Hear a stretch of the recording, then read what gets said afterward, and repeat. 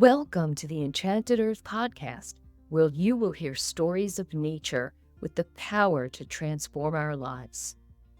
These sacred stories are begging to be shared now. So listen in as my guest today shares one of their own. Welcome, everybody. Today I have with me Les Stroud. Les is credited as the creator of the survival TV genre through his groundbreaking series Survivorman. He's a multi-award-winning film producer with over 160 documentaries, and author of 4 best-selling books, as well as a celebrated singer-songwriter known for his prowess on the harmonica. Along with 31 Canadian Screen Award nominations and 3 wins, his new children's book, Wild Outside, won the National Best Nonfiction Yellow Cedar Award and the Best National Informational Book, and is nominated for a Rocky Mountain Award. He has also been nominated for Best Artist and Best Group by the International Acoustic Music Awards. And in 2022, he was named Canada's Chief Scout. So welcome, Les. Wonderful to have you here. Thank you very much, Maureen. I'm happy to be here. It's a beautiful, where I am right now. Perfect. So I'm curious, what is the Chief Scout? Oh, well, it's, ceremonial kind of title.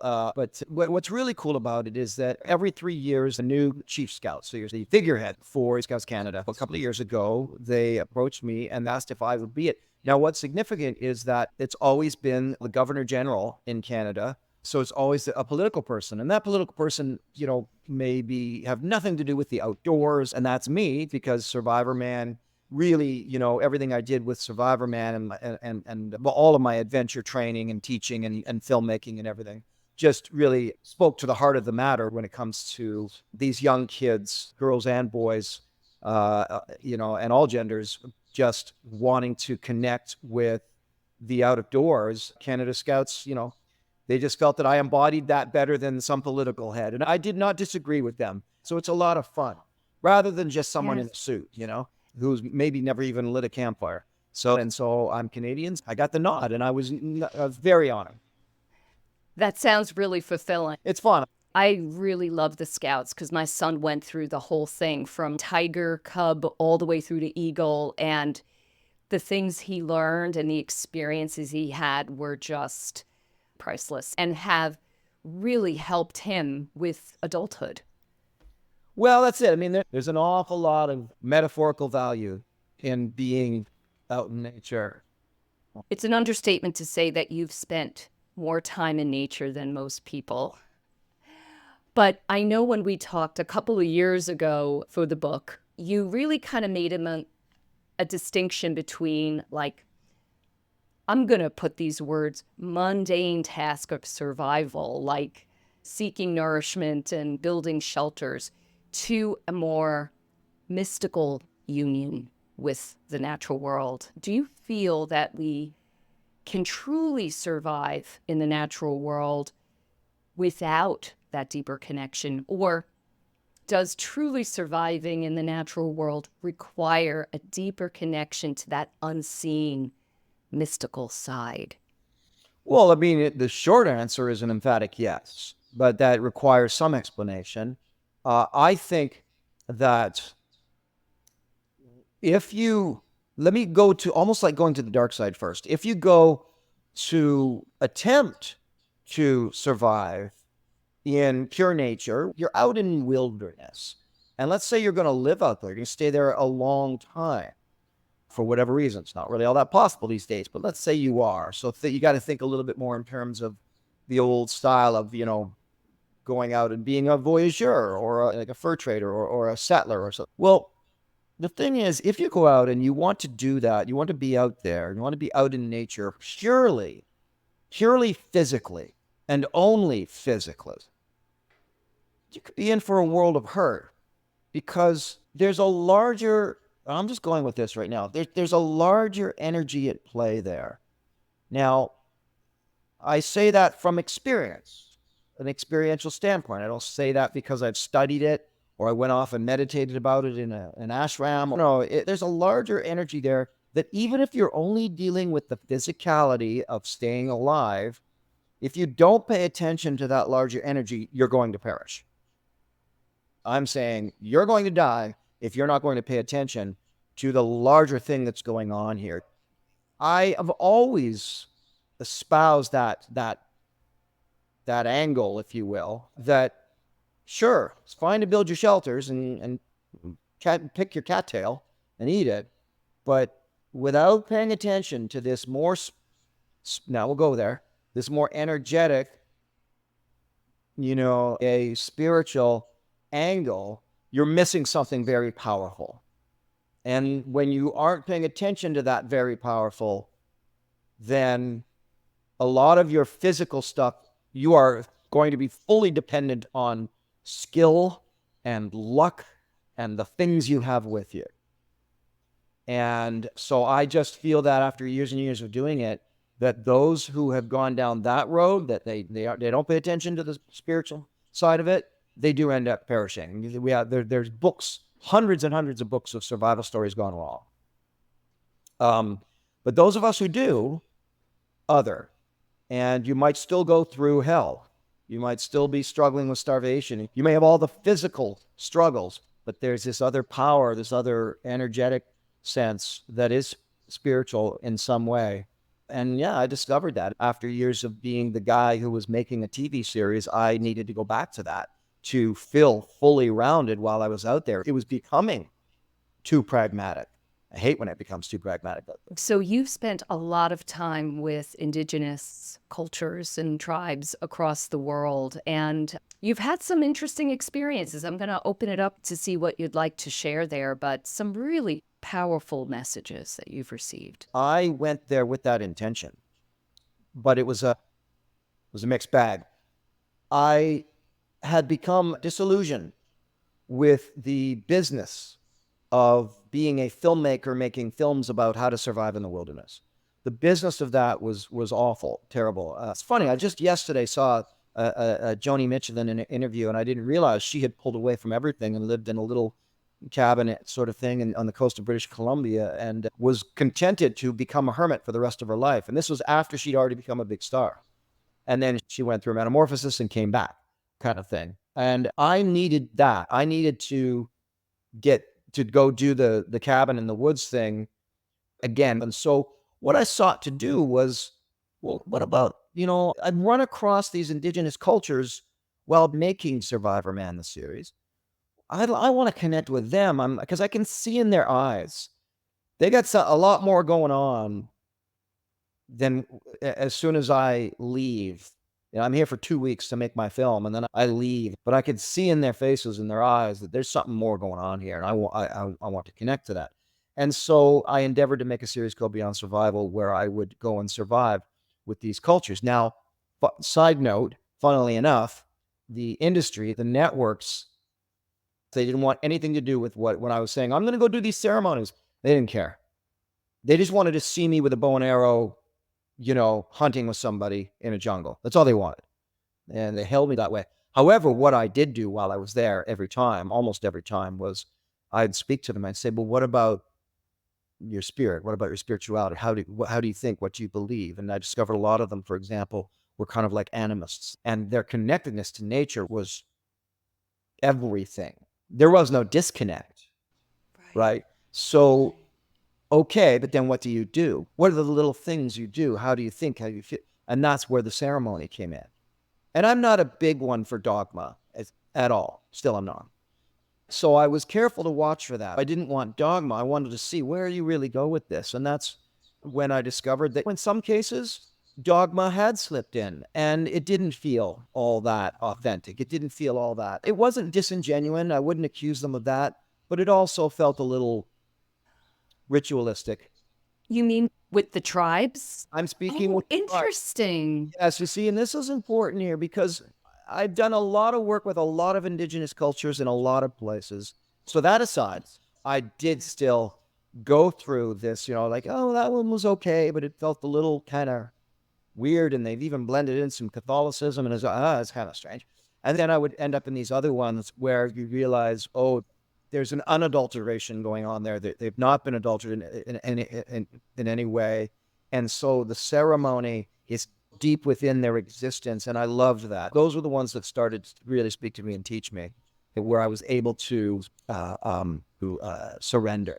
Yeah. They So, moved you.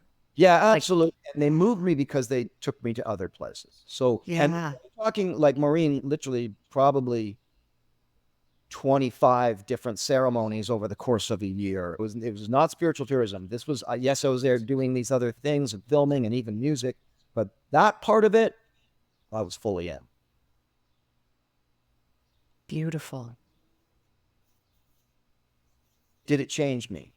Yes, it did. Did it reconnect me to the energy of the earth?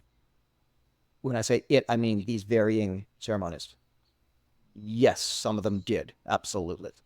Did they give me a better sense of purpose on how I should move forward with my life? Yes, absolutely. Did they change who I was as a human being, as a person? Not one iota. I'm still the dork that I am and will always be. Didn't change my personality. It's nothing. That's who I am. I cannot lose what I gained. That's for certain. But to this day, I have not lost what I gained in deeply embedding myself with tribes who had a spiritual deep connection to the earth and existed in a symbiotic relationship that way that included their spirituality. That changed me for sure. One of the amazing experiences you shared with me was going for walks through the wilderness, but you were witnessing them asking for permission from Mother Earth. How was your experience of witnessing that for the first time with them? Well, honestly, the initial opening to it is almost annoying because, I'm here to do this thing and there's a film crew. So why don't you play on the flutes? I want to hear the wind and the breezes and the birds, and I'm trying to be like that. And then this guy's just playing his flute in front of her. Oh, no, he's paving the way by thanking every new valley, every new mountainside, every new hillside, saying, we're asking permission to be here, and we're thanking you that you're allowing us to come through. Okay. I understand now. To this day, I do that. To this day, it's within myself, but it's easy for me now to walk out into the forest that I can see right now from where I'm sitting and to begin with a thank you, the ask of permission, and hey, okay that I'm here today. And see, this is the thing that I like to do, always, Maureen. I like to demystify a lot of things. I don't like to make things too grandiose because in the end, we're just us and who we are, and we have the language that we have. So if I walk through a forest, I'm like, thank you for letting me be here. Okay that I'm here? Like literally like that kind of tone in my brain. Because I don't need to sit down, do a smudge, and offer tobacco, and all the stuff. I've done those things, and I enjoy those aspects of it when it's a little more ceremonial. But just walking in the forest, it's the same spirits, it's the same energy, if you will. And I found that I think those energies of the land, of the hill I can see, of an individual tree, almost have their own personalities. Oh, absolutely. Yes, and so you're appealing to these personalities, and some of these personalities are pretty cool with hey, how's it going? And other personalities want you to be more reverent. I'm not always going to be that reverent. I'm in a hurry sometimes. So yesterday, I went down and I picked some cattail, which we had planted, and now they're all doing great. I'm walking up towards the house. And I thought to myself, whoa, whoa, whoa, whoa, whoa. And I stopped and I turned back and I just looked and I said, sorry, thanks everybody, thank you. And then I carried on. It doesn't have to always be that reverential sort of treatment. It can be something much more simple. And that is me every day in the forest that I do go in. There's a sad part to this too. It's what makes me feel saddened for the lonely, orphaned tree on the sidewalk in the suburbs.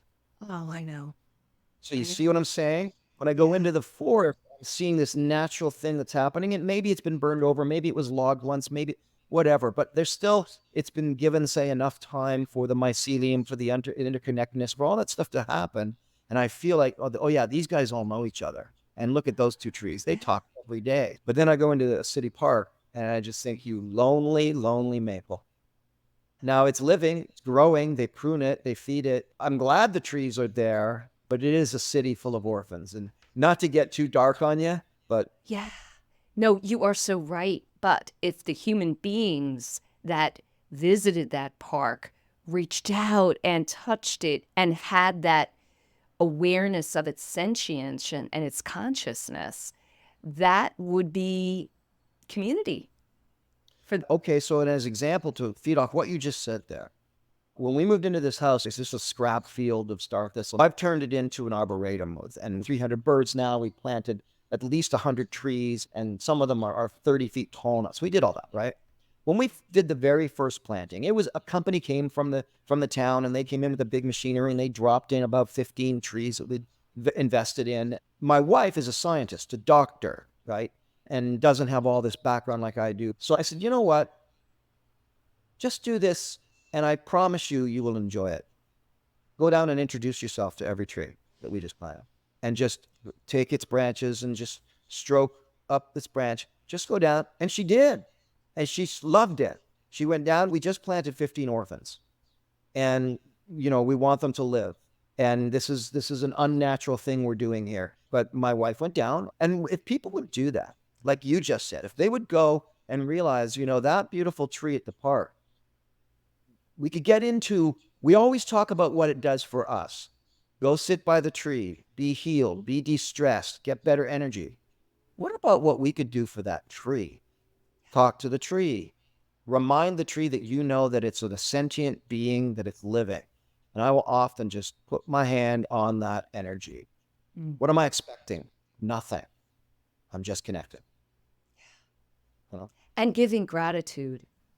Of course. I say, what about the land? And get people to really kind of look at their land. And I say, where on the land do you feel drawn? And they almost always say a tree.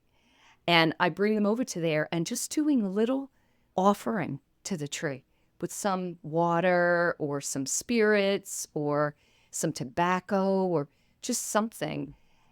It is very simple. It does not have to be anything major. If we're having a big tropical storm come to Long Island, I walk out on the land and I just look at all the trees surrounding my house and I just say, be well, be safe, be well, thank you. Just looking at them. And I'm even saying it inside my head, not even out loud, like you said. It doesn't even have to be out loud. They're getting that message. With gratitude, you can even, I had to seek forgiveness one time from the land. So when I'd purchased a piece of property, and believe me, the builders hated me. No, you can't cut that tree. No, you can't cut that tree. I don't care. Put a plywood box around it, whatever you have to do. So, okay.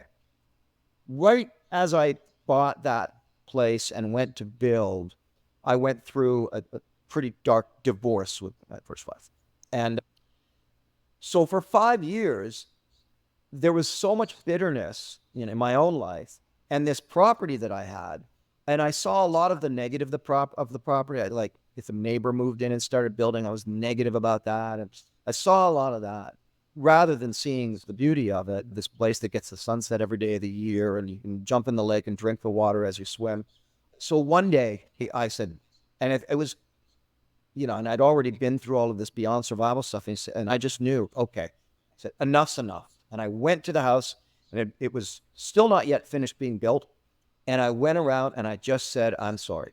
And I just said, I'm sorry to the land. I'm sorry to you trees. I have been, if you'll pardon the potty mouth, but I've been an a-hole, and I feel terrible about this. You guys probably know what I've been going through. I'm sure you can sense it.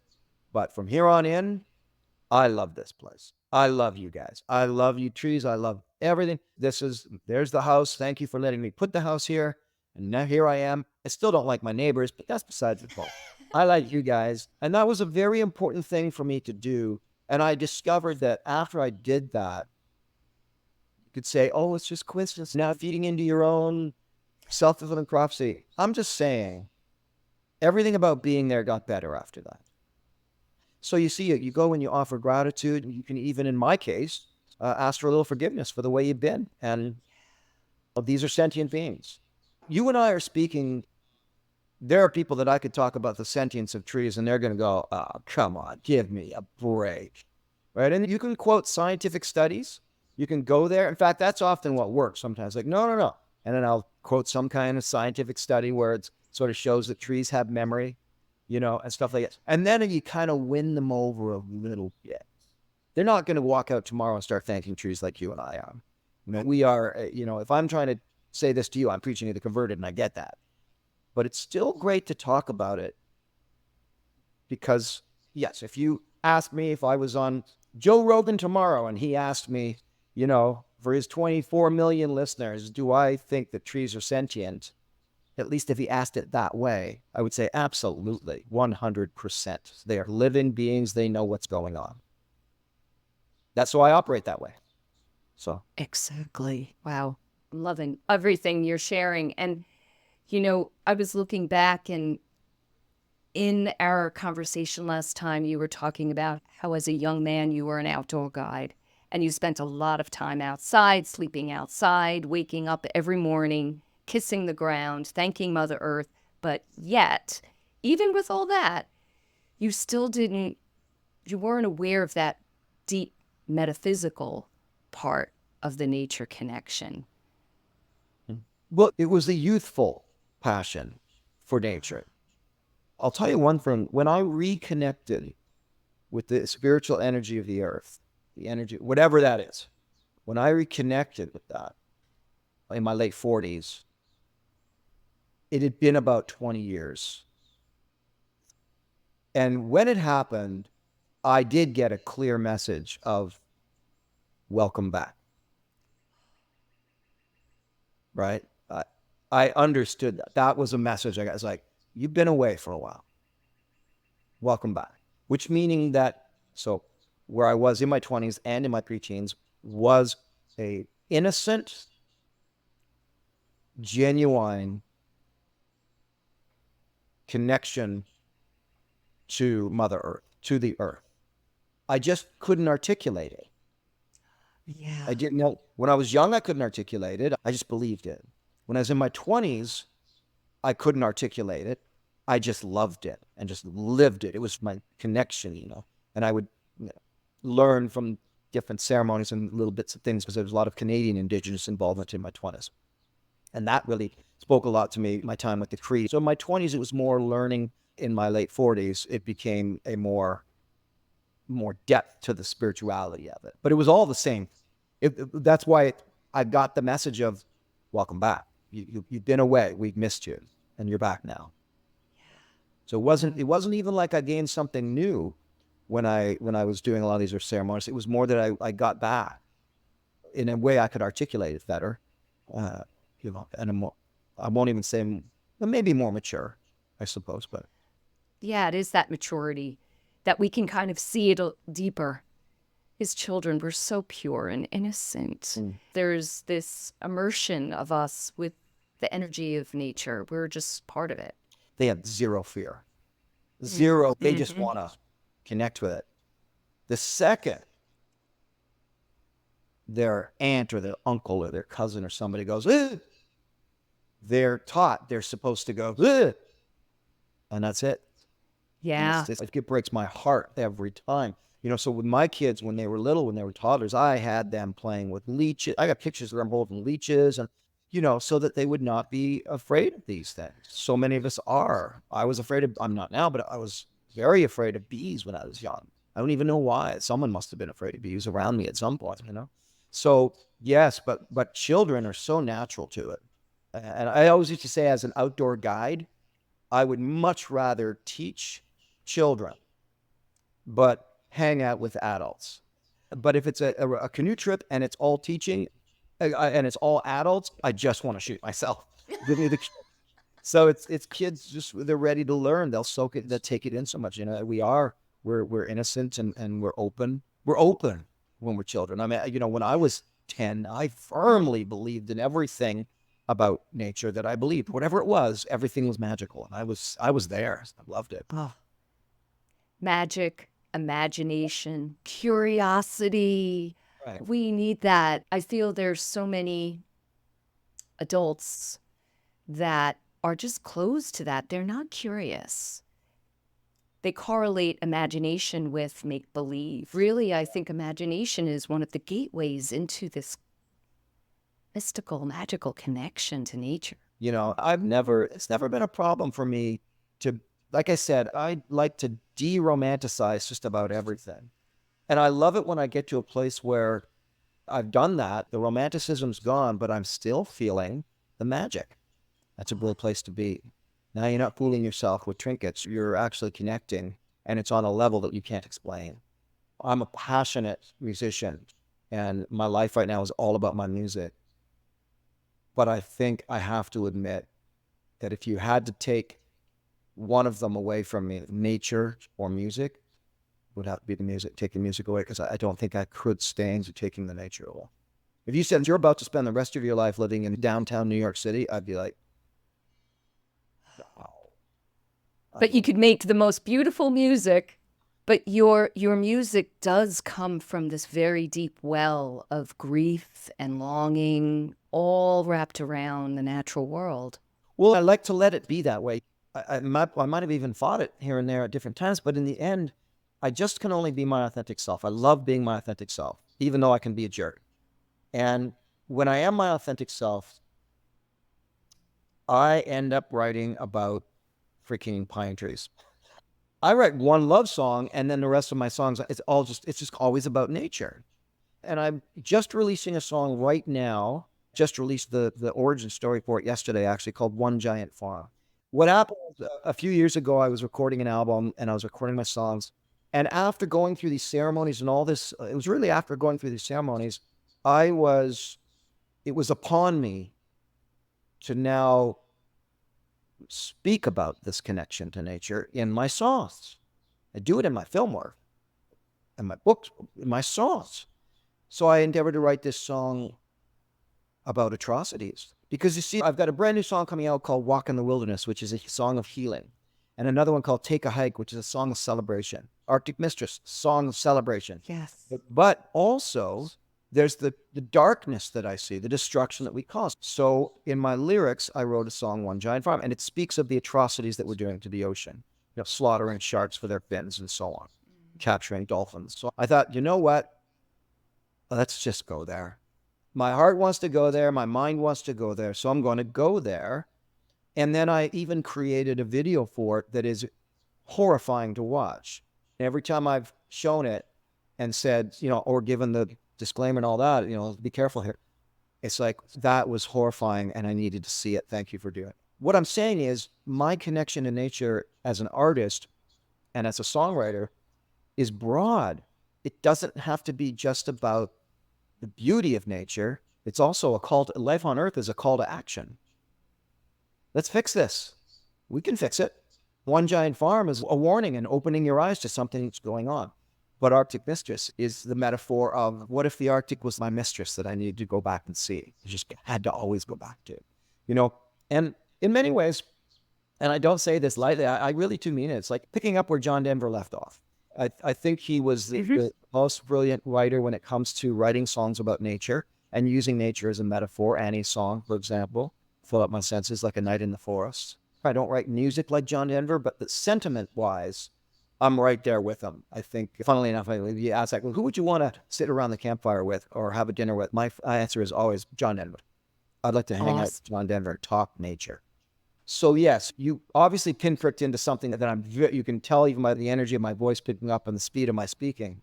You just asked me about that, in a way, a little bit about my music, and off I go, right? Because that's what I'm in right now. I'm very much in this process. Here's my music, and it speaks about nature. You know, and it's authentic to me. As I said, it's not contrived, and I like that. You know, it needs to come from the heart. Somehow, my heart. And the beauty of that is, whether people like it or not doesn't matter anymore. You know. Oh, wow. Yeah, that is a big lesson for me about not caring what other people think, but doing what I feel is right in my heart and focusing on that. And if I am happy with it, that's all that matters. Because it's a hard one to really internalize. Yeah. Because we still kind of want to sell a lot of books. We still kind of want to be famous. No, you have to legitimately, you do have to shelve those still kind of want us. So one more thing I just wanted to ask you about before we come to a close is I just read a social media post by the New York Times. There's an article that this Amazonian tribe got internet and cell phones and how it's now influencing their daily lives to the point where they have to minimize their hours on it, or else they won't get out there and hunt and do all the regular things. Okay. Wow. What an impact, not just for them, but for all of us. Mm-hmm. We have a very surreal, strange time upon us, don't we? And I can think back, and I hearken back as soon as you said that, I spent time living with the Malaysian sea gypsies. And I'm fishing with an old man, and he lives on this, they live on their boats. And at this time, I'm also Mr. Conservationist and everything. And I'm very much against shark finning and the captivity of dolphins and the slaughter of whales. Well, I understand eating fish and all the rest of that, but I'm like that. That's me. And here I am. And I realize he kind of makes his living. He's doing his things. Shark finning. And the sharks are all gone. He can't understand why the sharks are all gone. They've been taking them for years. Well, what he was telling me was he can't understand why his son doesn't want to live the way he lives. And I spoke in the Amazon with Guarani tribe members, and when I lived with them, about such things. And he looked at me, and I have to admit, said, well, do you live the way your grandfather lived? And he goes, then why do you want us to live the way our grandfathers lived? And I thought, oh boy, I'm in it now, aren't I? This was someone who literally was buck naked in the jungle hunting tapirs with me. I was with him. So I get it, but here's the downside. Let me paint you a dark alternative so you have and I don't mean to be condescending the way I say this, but so that you have a broader perspective. In Sri Lanka, I live with the Veda. They're kept like a human petting zoo by the government to live on their lands. They're not shown any outside influence. They want them to stay looking like little cave people, like as a tourist attraction. This exists right now in a park in Sri Lanka. They came out of the caves in 1985. It's the first time they came out from living in caves, 1985. But and I went and I lived with them. Now the influences are seeping into that. But that's only because the government can't stop it. So do we treat our indigenous inhabitants of this planet like they should be in a petting zoo, and we should just look at the cute Guarani living there hunting their monkeys in the jungle? It's too complicated. It would be silly for me to have a position on it. I can't have a position on it because I hear them say to me, do you want us to live like our grandfathers? So it's complicated, Maureen. Why am I even reacting like this? Because I know that the initial reaction is, this is awful. They should not have the internet. We have to protect them from the outside world. Okay, and what? We could talk about invasive species of plants. How do we treat that? Do we fight it? Do we just let it happen? We're the ones. So maybe let me leave somewhere positive. We're the ones who brought the Himalayan blackberry to the North America, and it took over. We're the ones who've done all this invasive. So we should be the ones to then responsibly recognize that.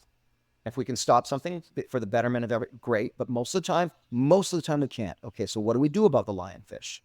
What do we do about the anacondas in the Florida? Okay, we're the ones, so let's be responsible. We're the ones who are going into the Amazon jungle and Papua New Guinea and these places. We're the ones that are poking into these worlds. Well, then we should think about that impact, and at the very least, how can we debate the responsible, ethical ways to do that? Because it is going to happen. Do we want to have good ways of doing this that we've all tried to think out and work out? Or do we want to say, no, let's not do that. It's not our business. Well, then it's going to be the Wild West. And every greedy Wild West kind of, like it was in the Wild, is going to go into these places thinking, what can I extract? You see it now online. So, but I think leaving it in that good place about, well, this is about us being responsible, isn't it? We're being responsible for our connection to the earth and nature. And now for those indigenous cultures who are still living within it with their daily lives, they're out there. Some of the tribes I went to are now extinct. That's horrifying. But some of them are still living it. They're still there. So how do we let it be what it's going to be?